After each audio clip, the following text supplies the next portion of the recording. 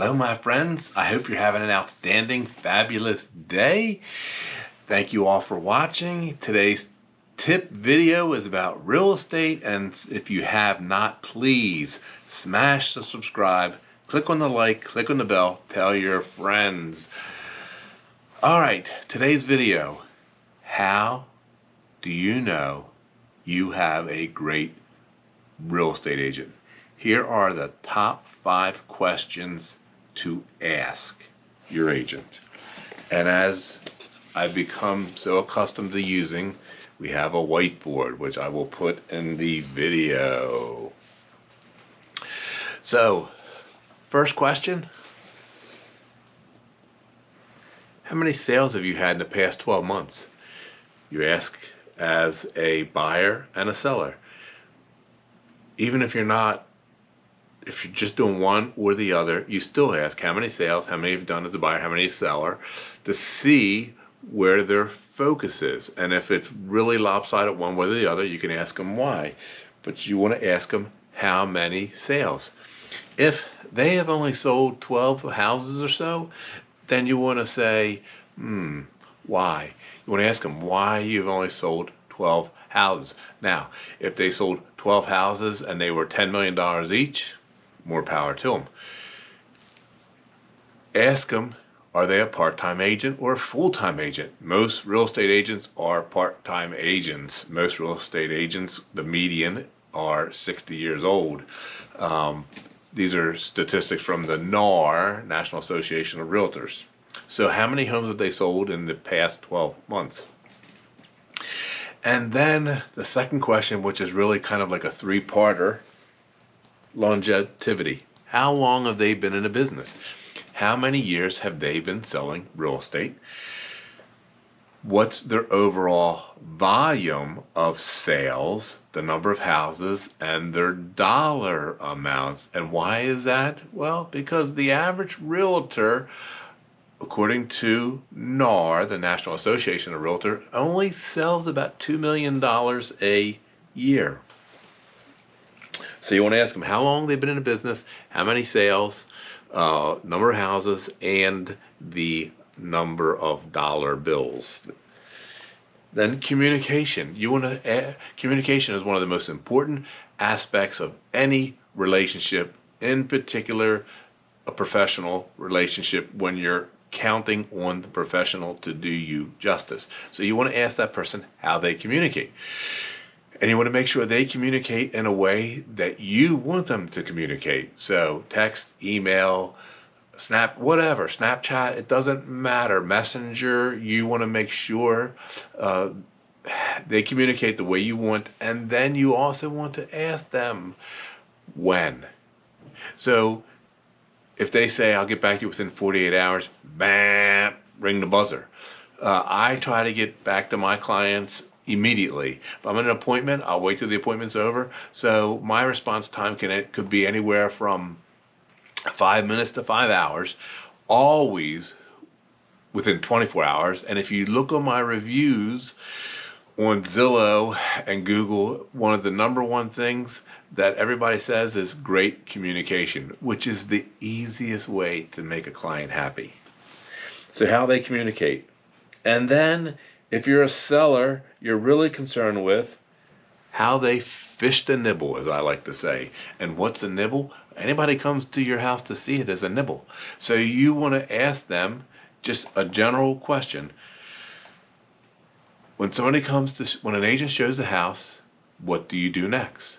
And then you want to hear a litany of answers. You want to hear, I contact that person for feedback. You want to hear what they do about any objection. So if somebody shows your house and says, I hate the carpet, you want to ask that person, what would you say? So you want to find out how they follow up, and then what they do after the initial follow-up. You don't want them just to get the feedback and then do nothing else with it. You want them to follow up on the feedback, maybe wait a couple days, follow up with the agent, and you want them to fish the nibble. You want them to try to overcome any objections. And if when you ask the question, the agent just says, well, I get feedback, That's that's not good. So fish to nibble if you want the listing agent to fish to nibble. And then if you're a buyer, you want to know, hey, what knowledge do you have? What knowledge do you have with construction? Construction knowledge is a plus. And even if the person has never done construction, if they have sold enough properties and if they have done enough years in real estate, they will have acquired construction knowledge. And if they have not acquired any construction knowledge, then that means something's missing. That means they're not trying to learn, which you should try to learn something new every day. That means maybe they're not going to home inspections. Maybe they're not recommending home inspections. So you want to know what knowledge they have. And then you also want to know, when that buyer agent submits an offer, you want to ask the agent, what do you do then? Because once you submit an offer, that's only part of the puzzle. You need to follow up to make sure the other agent has the offer. You want to make sure that the other agent doesn't have any questions. You want to you want to make sure that your buyer's agent says, what does my client need to do to get this house if there's not an immediate response? So you want to make sure that the agent that you're going to hire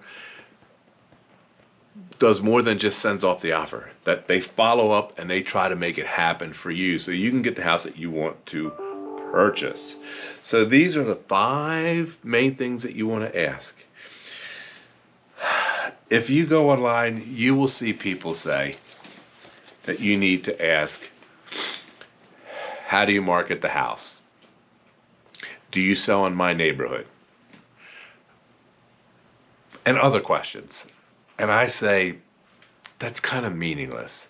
And it's meaningless because if the person has longevity, if the person has been in a business for years and years, and the person has a lot of sales in the number of houses and the dollar sales in volume, you already know they're successful.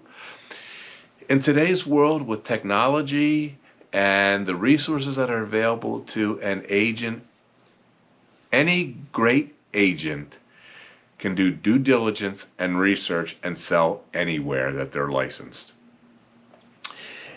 Any great agent can do due diligence and will work to sell regardless of whether they've been in the neighborhood. And their track record proves it. If they've been in the business for several years, I've been in a business for 21 plus years. I've been in the up markets and the down markets. I have sold over 600 homes. I have sold over $175 million. The average realtor sells like $2 million a year. So in that same time period, the average realtor has sold about $40 million. I've already sold more than 4 times that amount. What does that demonstrate? It kind of demonstrates that I know what I'm doing. It kind of demonstrates that I know the market. It kind of demonstrates that I know buyers and sellers. It kind of demonstrates that I know how to sell a house. And so that's why I tell people the five questions that I pointed out, they're the most important, because obviously I know how to list. I know how to market. I know if you need staging. I know all that. How do you know? Because I sell a ton of real estate. And so that's why the track record is more important than these other questions. The other thing is this. You have to trust your agent. If you do not have a good relationship with your agent, and this is not a question per se, this is your feeling when you meet that person. If you do not have a great relationship, a great warm fuzzy feeling with the person that you are talking to, then you should not hire that person, because you have to trust your agent, you have to like your agent, and like the Wizard of Oz, you never know what Oz is doing behind the curtain. And so you need to trust your agent to know and feel comfortable that your agent is behind the curtain working for you, not for their own pocketbook, not for their own wallet, not for anybody else, but you. All right, my friends, I hope you enjoyed that video. I hope you got something out of it.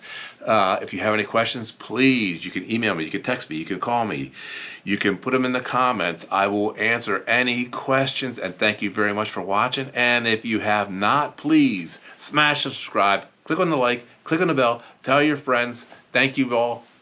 I love you all very much. See ya!